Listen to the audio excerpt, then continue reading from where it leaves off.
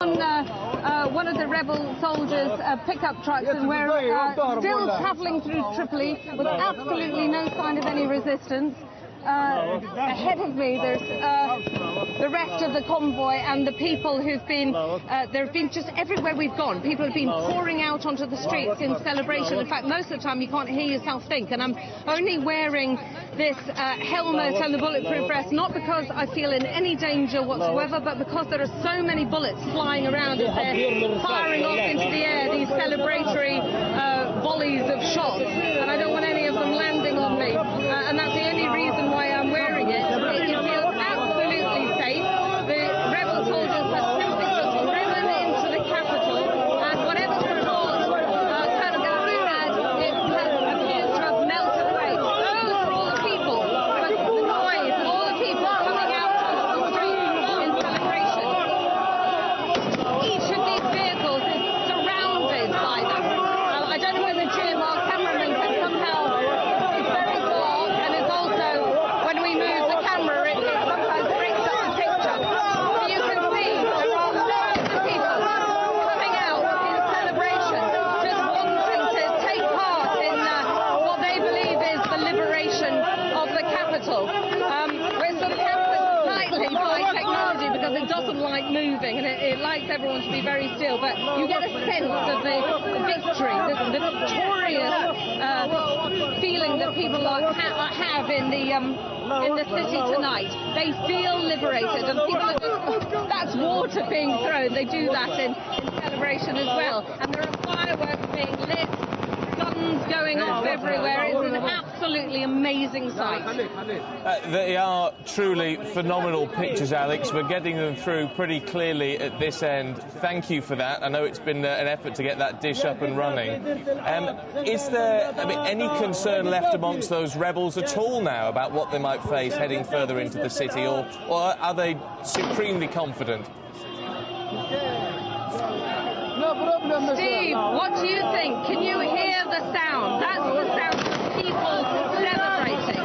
It's like November the 5th times 100. They are going nuts with fireworks, with gunfire, singing and dancing. Even women and children are coming out onto the streets. This is going to be the biggest party Tripoli has ever seen. With Jim, the cameraman, will turn off again. I mean, look at these people. Do they seem worried?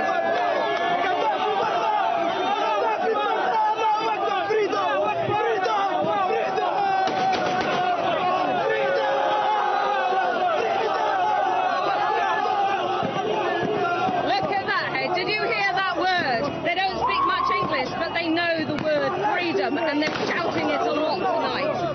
I mean, to be clear, Alex, those people, are they rebels or are they civilians from Tripoli?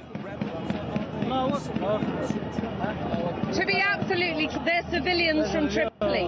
We've come in with the rebel soldiers and civilians from outside Tripoli, and as we move through the capital, they are pouring out of their homes.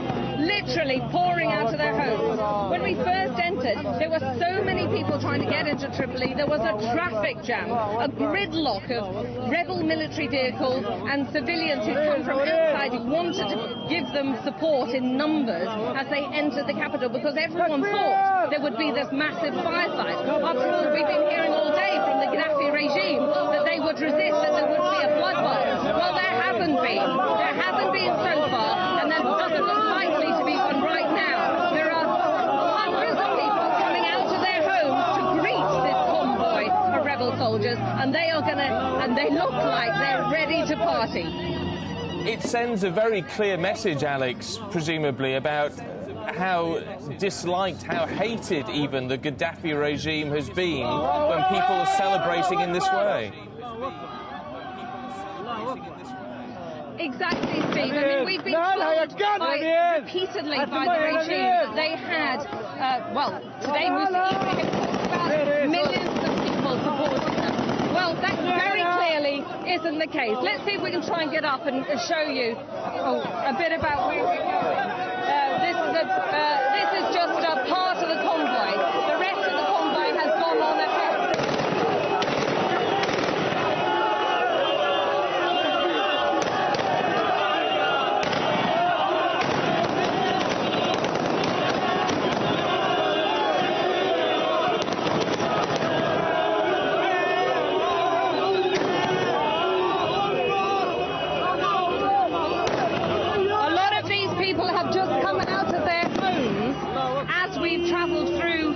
capital. And we know that because they're coming up, hugging these guys. These are some of these soldiers who've taken part in some of the firefights on the way to the capital, but they've been coming up and just hugging them and saying God bless you in Arabic and thanking them, shaking their hands. I mean, for goodness sake, we've even been thanked. We're just travelling along with them. They are absolutely delighted that people have marched into the city, just driven into the capital, because they feel liberated. They feel this is the end of the Gaddafi regime, and from where I'm sitting, it looks like it is the end. We can see from the signs moving behind you, Alex, you've picked up quite a pace. You must only be, what, a couple of kilometres from the city centre now. Yeah, I mean, I'm just trying to see if I recognise any of the landmarks. The most dangerous thing about tonight, Steve, has been actually being hit by stray bullets being knocked over on the back of the pickup truck, because they've been going quick, going slow. Here we are, another body welcoming the convoy. Let me just try and see if I can get a word with someone who knows the city a little bit better than me. What's that? Now, where are we in Tripoli? Are we near the centre? Yeah, nearly there. To the centre? Around 10, let's say 7 kilos. Yeah, very close to the centre. Look at all these people. Everywhere we go,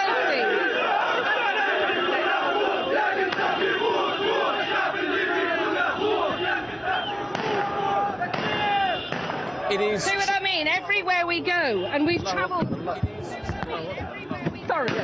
Sorry, I'm falling all over the place in the back of the pickup truck. Excuse me. Everywhere we go, we're greeted by these people and these celebrations.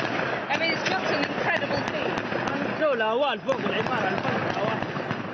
It is, Alex, watching this, it is absolutely amazing to see those scenes, to see the celebrations there.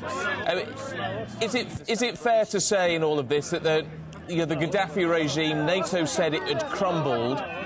Is that a fair assessment? Oh my goodness, I would say. They're nowhere around. You've got to think about the time I was here last, 5 months ago, when we were in Zawiya, and the massive might of the Gaddafi military machine was unleashed on Zawiya. As we were sheltering that mosque with all those people from Zawiya, civilians, he sent 50, 60 tanks to the outside and inside Zawiya, and just unleashed a volley of shots, as well as RPGs, shell. He even sent a jet over, because this was before the no-fly zone was imposed. To get to Zawiya and to get out, well, you couldn't get out of Zawiya, and to get into Zawiya you had to go through at least a dozen checkpoints, all manned by dozens of Gaddafi soldiers. We have just driven through here to the capital, not a single checkpoint in sight, not a single Gaddafi soldier in sight. We actually went into the Gaddafi's Qamas Brigade headquarters, which is the most feared military brigade in the whole of Libya, run by his son Qamas, is in charge of controlling the interior and the 32nd Brigade. Not a single soldier. It was ransacked and pillaged by rebel soldiers who were taking out flat-screen TVs, office tables, chairs, as well as, crucially, ammunition and any military hardware they could get hold of. But we have not seen a single soldier, and now we're in the heart of Tripoli, and again, not even any sign of resistance from its residents or the civilians. In fact, quite the opposite. They are coming out to welcome these people, not just to welcome them, there's an incredible sense of gratitude, of relief. They're hugging these people. Some of them are crying, they're kissing them, they're shaking their hands, they're saying, God bless you, we are free. I mean, these people feel utterly liberated, and they're acting like people who've been repressed for an awful long time, and now someone has taken the lid off and said, you can do what you want, and they're doing just that. They're getting ready to party, and they're going absolutely wild with delight.